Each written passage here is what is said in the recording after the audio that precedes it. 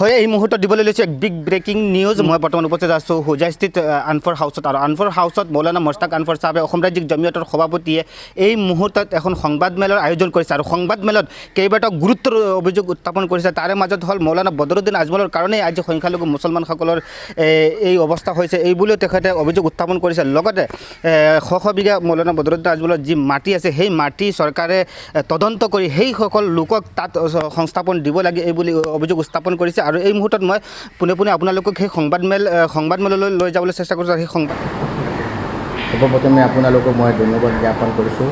আপোনালোকে আজি প্ৰেছৰ চব আমাৰ ইয়াত আহিছে। কালি আমি আমাৰ মুখ্যমন্ত্ৰী ডাঙৰীয়াৰ লগত আমি এটা জমিয়তৰ প্ৰতিনিধি লৈ আমি সাক্ষাৎ কৰিছিলোঁ, আৰু আমাৰ মেমৰেণ্ডাম আছিলে যিটো আপোনাৰ শিপাজাৰৰ যিটো দুৰ্ঘটনা হ'ল, ইভিকশ্যন হ'ল, সেইটোৰ ওপৰত আমি তেওঁক ডিমাণ্ড আৰু আমি তেওঁক এটা মেমৰেণ্ডাম দিলোঁ যে তেওঁ কৈছিলে যি মানুহক আমি ইভিকশ্যন, যি মানুহৰ ঘৰ মাটি নাই সেইসকল মানুহক আমি 6 বিঘাকৈ মাটি দিম, আৰু যিসকলৰ আপোনাৰ ভূমি অন্য ঠাইত আছে সেইসকল মানুহক আমি মাটি নিদিওঁ। কিছুমান মানুহে 300 বিঘা 400 বিঘা মাটি লৈ বহি আছে, এইটো সঁচা। আমি জমিয়তৰ আমাৰ সজাতি দলে আমি তেওঁক আবেদন জনাইছোঁ যে যিসকল মানুহৰ মাটি নাই সেইসকল মানুহক ইভিকশ্যনৰ আগতে যদি আপোনালোকে মাটি দি দিয়ে তেনেহ'লে যিটো সংঘৰ্ষ হয় আৰু কিছুমান দুষ্কৃতি মানুহে যিটো আপোনাৰ সংঘৰ্ষ কৰা এইবিলাক নহ'ব। 2 নম্বৰ কথা হ'ল কিছুমান মানুহৰ যদি সঁচাকৈ মাটিৰ পাট্টা আছে, অন্য ঠাইৰ পৰা আহিছে, তেনেহ'লে এইবিলাক মানুহৰ মাটিৰ পাট্টা লগতে মাটি আছে কি না, কিছু গৰাখহনীয়াত আপোনাৰ কি হয় মানুহ ভূমিহাৰা হৈ যায়, মাটিৰ পাট্টা হাতত থাকে কিন্তু মাটিখন নেথাকে, এনেকুৱা মানুহৰ লগতো আপুনি জাষ্টিছ কৰিব লাগিব, জাষ্টিফাই কৰিব লাগিব। তোক আমাক আশ্বাস দিছে, মই দুখীয়াৰ লগত আছোঁ। সেইদিনা মই কৈছিলোঁ, আজিও মই কৈ আছোঁ, আমি দুখীয়াৰ লগত আছোঁ। দুখীয়াৰ লগত মোৰ কোনো কাজিয়া নাই।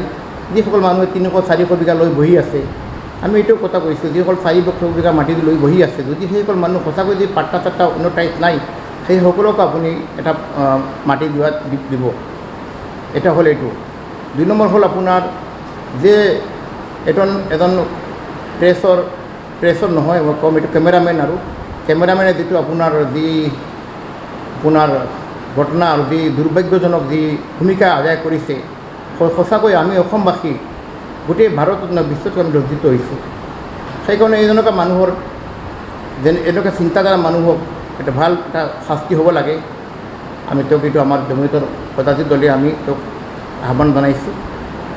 লগতে আমি এটা অনুৰোধ কৰিছোঁ যে আমাৰ যিটো আগত ফিউচাৰত কেনেকুৱা কোনো সংঘৰ্ষ নহয়, এনেকুৱা আপুনি কোনো এটা নীতি লওক, আপুনি এটা ষ্টেপ লওক, যি ষ্টেপত গৈ পাই মানুহৰ সংঘৰ্ষ নহয়।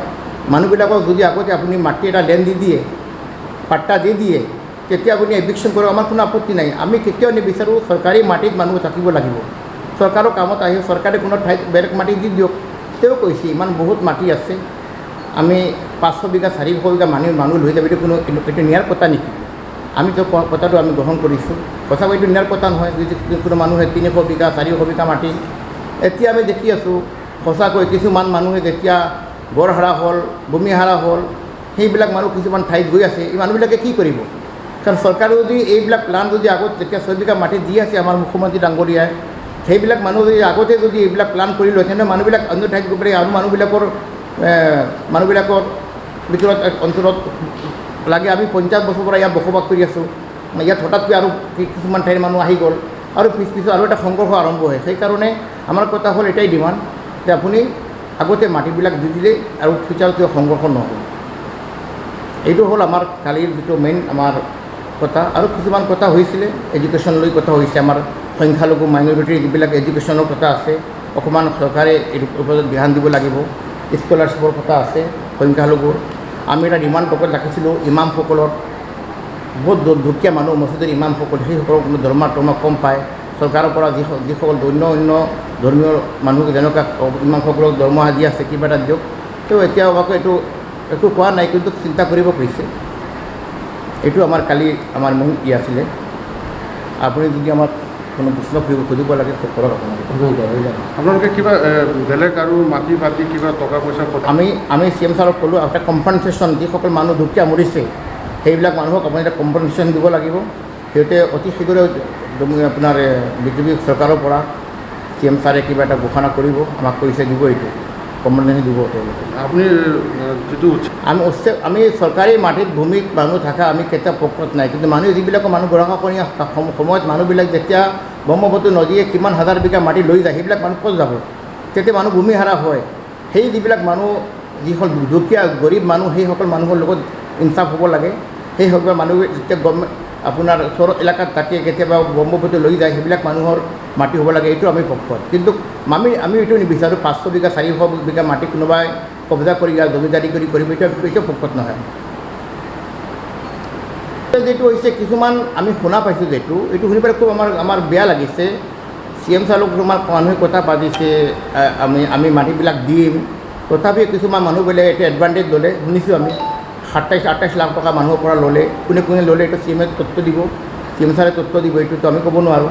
এইটো বেয়া কথা, কিন্তু এইবিলাক যদি কৰে এতিয়া আমাৰ মানুহবিলাকে এইটো ৰাজনীতি কৰে, এইটো বেয়া কথা। এইটো আমি কেতিয়াও আমাৰ জমিয়ত উলামা এইটো কেতিয়াও পক্ষত নহয়। আমি শান্তি বিচাৰোঁ, আমি ভাতৃত্ব বিচাৰোঁ, আৰু আমি অসমত চবেই একেলগত মিলি চলিব বিচাৰোঁ। আমি দেখা গৈছে যে ছাত্ৰ সন্থা শুনক, কোনো ছাত্ৰৰ নেতা মই ক'ব নোৱাৰোঁ, কিন্তু যিসকল মানুহে যি দুষ্কৃতি মানুহে এনেকুৱা দুখীয়া মানুহৰ পৰা পইচা লৈ এডভান্টেজ ল'ব, এইবিলাক মানুহ আমি কেতিয়াও পক্ষত নাই। প্ৰশ্ন নুঠে। 2006 চনৰ পৰা চবতকৈ যদি কোনোৱে অসমৰ ভিতৰত কোনো মানুহে বিৰোধিতা কৰিছে, মই এজন মানুহ, মই বিৰোধিতা কৰিছোঁ। গোটেই অসমৰ চব মানুহ বেছিকৈ আমাৰ সংখ্যালঘু মানুহ বিদেশলৈ গৈছিলে, কিন্তু মই এজন মানুহ টিল টুডে মই বিদেশত বিপক্ষে আছোঁ। কাৰণ জমিয়তৰ সিদ্ধান্ত আছিলে আজিৰ পৰা ভাৰত স্বাধীন হোৱাৰ পিছত, দেশ বিভাজনৰ পিছত জমিয়তে কেতিয়াও ৰাজনীতি নকৰে। কিন্তু আমাৰ দুৰ্ভাগ্য যে জমিয়তৰ হৈ এজন মৌলানা বদৰুদ্দিন আজমল চাহাবে যিটো ৰাজনীতি কৰিছে, এই যে আমাৰ অসমৰ কাৰণে দুৰ্ভাগ্য। সেইকাৰণে মই তেওঁৰ নীতিৰ লগত নাই। আমি সংখ্যালঘু, আমি হিন্দু মুছলমান কৰি নহ'ব। আমি সংখ্যালঘু, আমি হিন্দু মুছলমান কৰি নহ'ব। আমি চবৰ একেলগত মিলি থাকিব লাগে, আমি সংখ্যাগুৰু নহয়।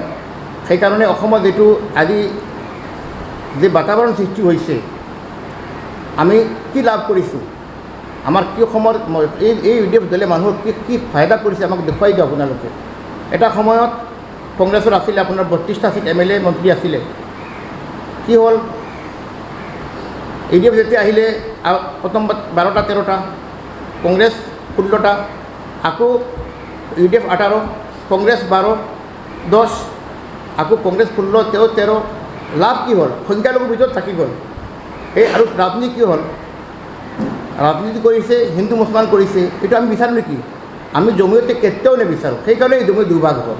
যেতিয়া দেখা গ'ল তেওঁ যি উদ্দেশ্যলৈ গঠন কৰিছিলে এই সংগঠনটো, তেওঁ মানৱতাৰ সমাজৰ সংখ্যালঘুৰ দৰদী হয়, কিন্তু তেওঁ এইবিলাক ৰাস্তাৰ পৰা যেতিয়া আমাৰ মদনী চাহাবৰ এটা বাক্য আছে, মহিৰাবাৰী আহি পেলাই আশ্ৰম মদনী চাহাবে কৈছিলে, তেওঁ যি ৰাস্তাত গৈ আছে এই ৰাস্তাটো বেয়া ৰাস্তা, আমি যেতিয়া ভাবিছিলোঁ এনেকুৱা নহয়, সেইকাৰণে তাক আমি আঁতৰাই দিছোঁ। মদনী চাহাবৰ বাক্য আছিল এইবিলাক। সেইকাৰণে আমাৰ দুৰ্ভাগ্য, এই ইউডিএফৰ দলটো আমাৰ অসমৰ কাৰণে, আমাৰ সংখ্যালঘুৰ কাৰণে দুৰ্ভাগ্য। মোক জমিয়তৰ প্ৰেচিডেণ্ট যিজন, সেই জমিয়তৰ আপোনাৰ ইউডিএফৰ প্ৰেচিডেণ্ট সেইজন, আপোনাৰ পঞ্চায়তৰ প্ৰেচিডেণ্ট যিজন সেইজন আপোনাৰ। আমাৰতো কোনো ৰাজনীতি নাই।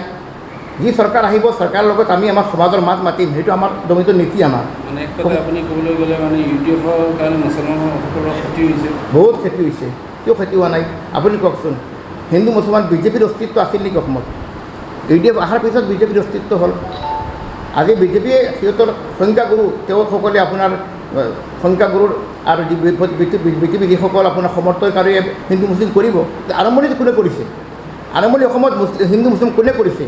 আমি ভাৰতৰ কথা পূৰা ভাৰতৰ কথা কোৱা নাই। ভিতৰত যদি অসমত ভিতৰত যদি মুছলিম ৰাজনীতি কৰিছে, আমাৰ মানুহে কৰিছে, ইউডিএফে কৰিছে। লুংগি টুপি বুৰকাৰ চৰকাৰটো হোৱা নাই। লুংগি টুপি বুৰকাৰ চাৰি চৰকাৰ হ'ল নেকি? এটা সময়ত কৰিলে মই কিং মেকাৰ, মোক এৰি পেলাই কোনে আপোনাৰ চিমৰ পদ দিব নোৱাৰিব। এইবাৰ কি কৰিলে? ওপৰত আল্লাহ, তলত বদৰুদ্দিন আজমল, আৰু চৰকাৰ বনালে তালা চাবি মোৰ হাতত। ক'ত তালা চাবি গ'ল? এইবিলাক আমাৰ মানুহক ফুল পদত লৈ পেলাই আজি সমাজক কি কৰি আছে? সেইকাৰণে আমি সংখ্যালঘু, আমি সংখ্যালঘুত মিলি ভাতৃত্ববোধ বজাই ৰাখি আমি চলিব লাগিব।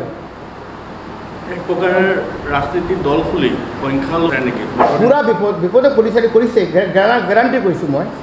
এইটো এটা সংখ্যালঘু আপোনাৰ মোক কওকচোন ডেভেলপমেণ্ট কি আছে? 15 বছৰ আপোনাৰ কংগ্ৰেছ চৰকাৰ আছিলে। 2000 চনত যেতিয়া UDF গঠন হ'ল, অসমত সংখ্যালঘুৰ কোনো ঠাইত আপুনি দেখাই দিয়ক কি ডেভেলপমেণ্ট কংগ্ৰেছে কৰিছিলে। যিবিলাক UDF যিবিলাক ভোট দিছিলে, কোনো মানুহ ভালকৈ আপোনাৰ হ'ল নেকি? চৰকাৰে যাক ভোট দিছে তাক দিব, যে MLA মন্ত্ৰী তাক দিছে। অপজিশ্যনক কি দিছে? যে যেনেকৈ দিব লাগে দিয়া নাই। আজি বিজেপি আছে, বিজেপিৰ যিসকল অপজিশ্যন কিমান পাব? যিমানকৈ যেনেকৈ দিব লাগে সিহঁতৰ পাৰ্টি সিহঁতে দিব এটা পেকেজ দিব। আৰু এইটোতো সঁচা কথা, বাস্তৱ কথা এইবিলাক।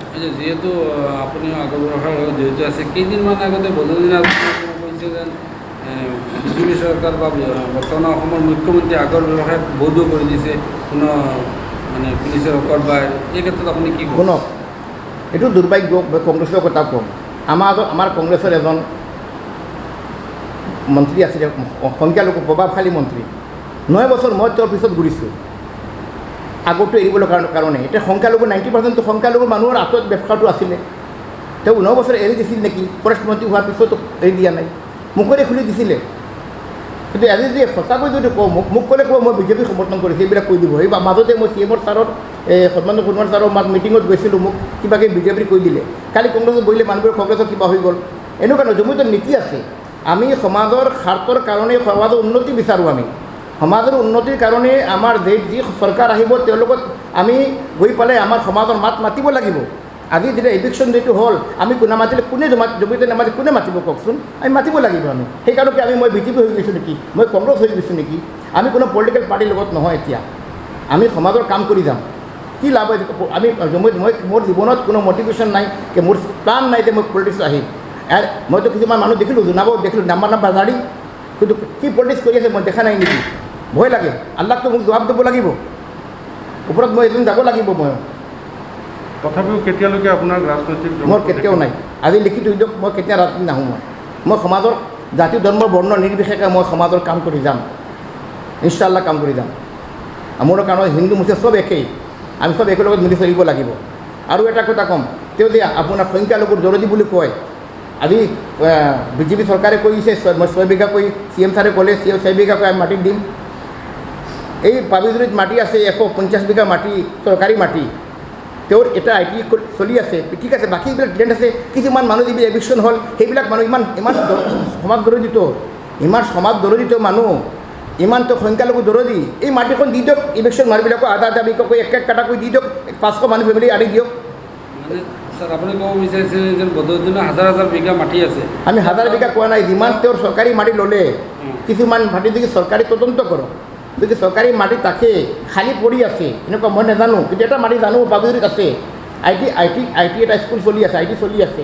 IT লগত বহুত খালী মাটি এনেই খেতি কৰি আছে। সেইবিলাক মানুহ দুখীয়া মানুহ কিয় নবহায়? তেওঁ আৰম্ভ কৰক। চৰকাৰতো দিয়ে, চৰকাৰ আৰুতো বেলেগ টাইপ এভিকশ্যন হ'ল, আপোনাৰ সেই ঢেকীয়াজুলিত এভিকশ্যন হ'ল, আপোনাৰ কাজিৰঙাত হ'ল, সেইবিলাক মানুহ আনি বহাক ইয়াত। বৰ্তমানলৈকে UDF কোনো এনেকৈ মানুহক সংস্থাপন দিয়া নাই? ক'ত দিছে? এইটো দিছে, এইটো বড়োলেণ্ডত যিটো দিছে, এইটো আমাৰ জমিতো দিছে। বড়োলেণ্ডত দিছে যিটো, আপোনাৰ বড়োলেণ্ডত কিছু মানুহ ধুবুৰীত ক'ত আনি বহাইছিলে, মানুহবিলাক অহা নাই। তাৰ মানুহ ইয়াত কিয় আহিব? কিছুমান আহিছে। আমি জমিতে 500খন আমি বড়োলেণ্ডত আমি ব্ৰিটিছ হিন্দু বড়ো চবক আমি ঘৰ বনাই দিছোঁ। আমি জমিতে আমাৰ মনাৰ্ছ বনাই হিচাপে তাৰ পৰা কেন্দ্ৰৰ পৰা আমি ইয়াত বনাই দিছোঁ। আমি আৰু এটা সুধো, যিহেতু দেখা গৈছে বদৰুদ্দিন আজমল নেতৃত্বাধীন জমিয়তে ইতিমধ্যে উচ্ছেদিতসকলক তেওঁলোকে ক্ষতিপূৰণ বা তেওঁলোকৰ ফালৰ পৰা, আপোনালোকৰ জমিয়তৰ ফালৰ পৰা তেনেধৰণৰ কিবা চিন্তা চৰ্চা কৰিছে? হা, কোনটো কৈছে আপুনি আকৌ? মানে উচ্ছেদিতসকলক আপোনালোকৰ জমিয়তৰ ফালৰ পৰা কিবা ক্ষতিপূৰণৰ চিন্তা? ক্ষতিপূৰণ আমি কালি হস্পিটেলত গৈছিলোঁ, যিসকল মানুহক গুলি লাগিছিলে সেইসকল মানুহ আমি 10,000 আৰু 15,000কৈ আমি চবক দিছোঁ। আৰু এতিয়া আমি ঘোষণা কৰিম। কালি মই তাত গৈ আছোঁ, শিৱবাজাৰত আমি এটা ৰিলিফ লৈ গৈ আছোঁ। যিসকল এটা মানুহ মৰিছে, মইনুল হক নেকি, মইনুল ঢুকাল, তেওঁ 3টা পৰিয়াল, 3টা ল'ৰা ছোৱালী আছে। সিহঁতক আমি 1 লাখ টকা এটা দিম। আৰু লগতে 5 বছৰৰ কাৰণে সিহঁতৰ এডুকেশ্যনৰ দায়িত্ব আমাৰ জমিতে ল'ব। 3টা ল'ৰা ছোৱালীৰ এডুকেশ্যনৰ দায়িত্ব 5 লাখ যাক, 10 লাখ টকা যাক, 5 বছৰ 6 বছৰৰ ভিতৰত যিমান লাগিব সেইটো আমি জমিতে দিব। সেইটো দিব। আৰু যিসকল আপোনাৰ এটা ল'ৰা 12 বছৰ ঢুকালে, সেই মা বাপক আমি শেষ কৰিম নেকি, মই পঞ্চায়তৰ টকা জমিতে তৰফৰ পৰা